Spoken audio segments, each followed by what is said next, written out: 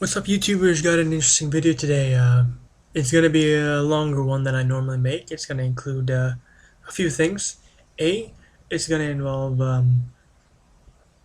more so thoughts, you could say thoughts review of a particular knife of mine, as well as a lot of history behind it. I've got a lot of notes, well, quite a few notes regarding it. This Shredder pen written.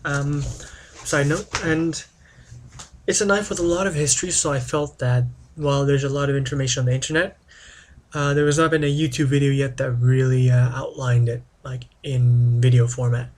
Plus a follow-up, you could say, on my sharpening journey as to how I'm improving sharpening skills-wise and how it's going in the freehand sharpening technique, because that's kind of the technique I settled on. So I guess without further ado, let's get right into the whole content of it. So, what is this, you may ask? For those who are collectors of classic knives or Japanese knives, will know what this is. For those who don't, you'll probably think this is a straight razor. It is not a straight razor, even though it shares a good amount of resemblances to one. It is a traditional Japanese friction folder. And while there is some controversy in the exact name of this knife, I'll get to that later. It's safe to say that this is the Higonokami. So, before I go any further, I'd like to apologize to all Japanese viewers that I am going to probably butcher all of the pronunciations of the names of cities, and I mean that with no disrespect. I am not familiar with the Japanese script or the language, so I cannot honestly say that I know how to properly enunciate every single syllable. So please accept my apology in advance. So the Higonokami has a very rich history, and when I saw this knife first debuted by Cutlery Lover last year, I believe end of last year, early of this year, I was very interested in it. So I decided to look up more about this knife, and my searching eventually, I learned a bit more about it, and I ended up buying it off worldknives.com. And they have quite a few knives from all over the world, and they had this for a relatively reasonable price. I think I paid under 40, I'm pretty sure, all shipped to my door, which is a lot more than what you'd pay in Japan probably, but what can you say? The yen is quite high, and shipping to Canada ain't cheap. So this is a knife. Just some technical specs about the knife. I don't have the weight on me, but I can tell you right now it's incredibly lightweight, at least it feels lightweight.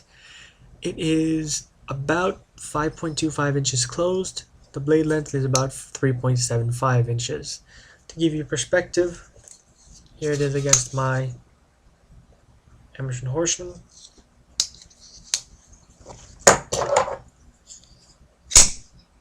Strider SG. So it's a very thin knife, but it is a long knife. Surprisingly longer knife than what I normally would carry. It is an incredibly effective utility knife, but more so for me, it's I think now going to be more of a collectible, just due to the fact of its history. So, the steel is a sanmai, or laminated steel of carbon steel, a very hard carbon steel sandwiched between, I guess, slightly less hard carbon steel, a friction folder with obviously the lever, and the handle is made of brass. It is a very simple construction. There's not a lot of bells and whistles, and there's not a lot to it. The design has remained unchanged since its inception, and now I'm going to go into history. If you're not interested in history, fast forward, because this might take a few minutes. So, this knife is, as one member on the British Blade forums called, a living fossil, because it is one of the oldest knife trademarks still in production. Its design has literally remained unchanged since the late 1800s. That is a long period. This puts it up there easily with knives such as the Duk or the Opinel, knives that are classic in nature that haven't changed, because they retain a certain charm, a certain uniqueness about them, that by taking that away, the originality, anything changes to this knife would just detract from the history that it has in it. So You could say that it was originally first created around 1896 in the Meiji era in Japan by a gentleman named by, I'm going to ruin this one, Tasaburo Shigematsu. And this is a design that he brought back from the Kyushu province to, I think it's the Miki area. And he had a custom knife maker in that area, I believe Teji Murakami. This is hard. To custom make this knife and develop this knife. So it ended up being, and it retains to this day, official Higonokamis are made in the Miki region of Japan. To this day. How this knife came about, you could say, and the name itself came about, actually it's a very interesting history.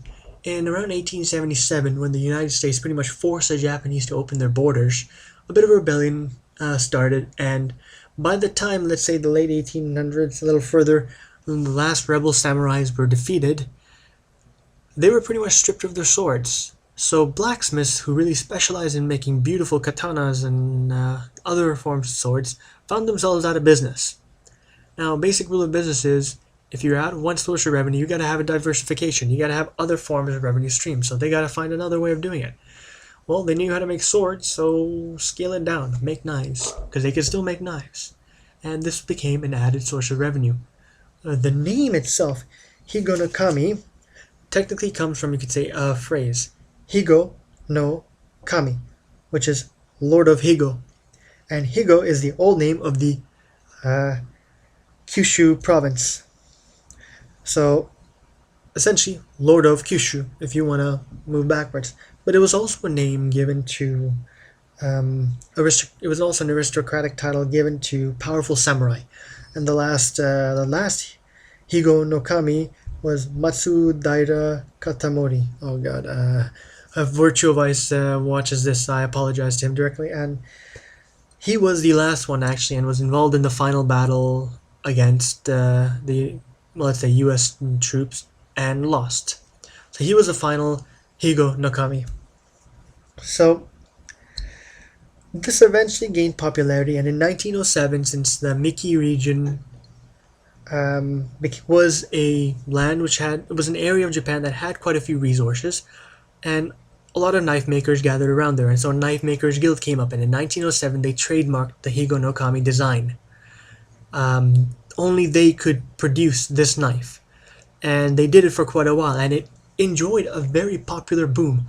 This became the standard knife carried by everyone, just a utility tool by kids in their school when they went to school, adults when they just needed a utility knife. This is what they carried, and it was quite popular and very acceptable for a long period of time, until the phrase the coup de grace was delivered in around the 1961, when unfortunately a 17-year-old mentally disturbed boy slashed the leader of the Socialist Party out in public with the sword, a katana if I'm not mistaken. And as you could probably relate, an action like this pretty much happens right in the street, caused a lot of hysteria, and knives were pretty much restricted to a very large degree then in Japan. And if you can't carry this, who's going to buy this? And this was a very painful blow to the makers of this knife, and pretty much all blades in the country. So pretty much now, Japan, even to this day, has incredibly strict knife laws. You could say it's partially responsible because of this incident. So anti-knife hysteria, I tell you, it's everywhere. And so unfortunately, like a lot of great designs in this world, it just pretty much got regulated to customers and to the nostalgia of a few who wanted to keep this design alive. Unfortunately, like in a lot of first world countries where there's a lack of skilled artisans to replace the retiring age artisans, there are not a lot of blacksmiths who can make this style of knife anymore. And unfortunately, there's only one more member left, and he is an elderly gentleman. So to be dead honest, I don't know how long he'll be keep making it for. Probably not a lot longer. And once he's gone, technically there is no official Higonokami, because he's the last living member of this guild, and there is nobody, I believe, left to replace him. If somebody has information otherwise, please let me know. I'll annotate it in the video.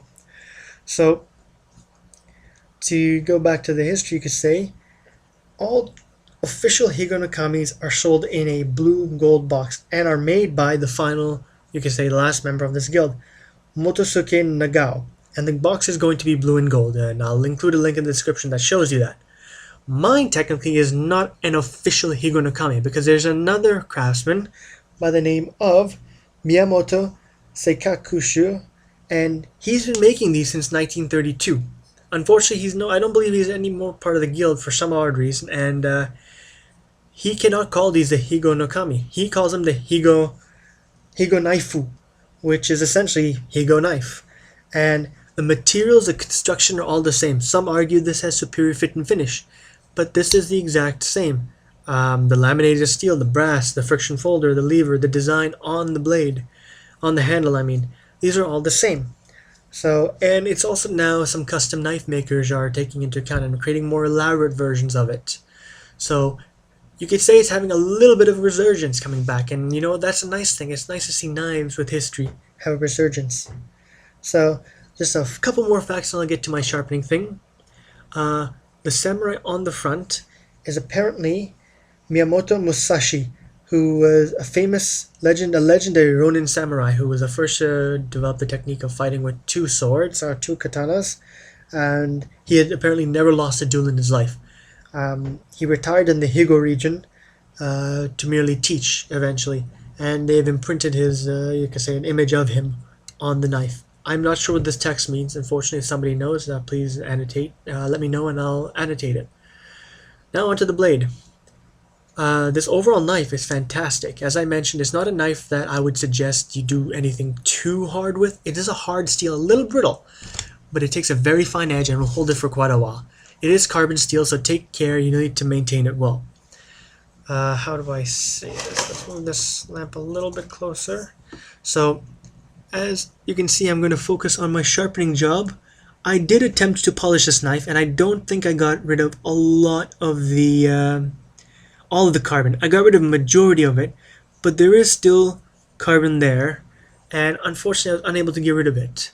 In person though, it does have quite a nice polish to it, more than its standard came with. This knife was the sharpest one I've ever had out of the box. Ever. So I tried to regain that sharpness. I think I did a decent job. Yes, there's a micro bevel on this polished blade, and I think there are a couple spots where it's not ideal, but it is still, I'd say, quite sharp.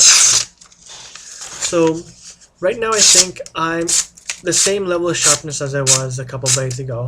I'm not making as messy of an edge degree, but I'm not reaching any higher level of sharpness yet. I might alter my technique or just keep at it and we'll see, you know, maybe I'll get better with it at a time. As you can tell, it's a very sharp knife, razor sharp.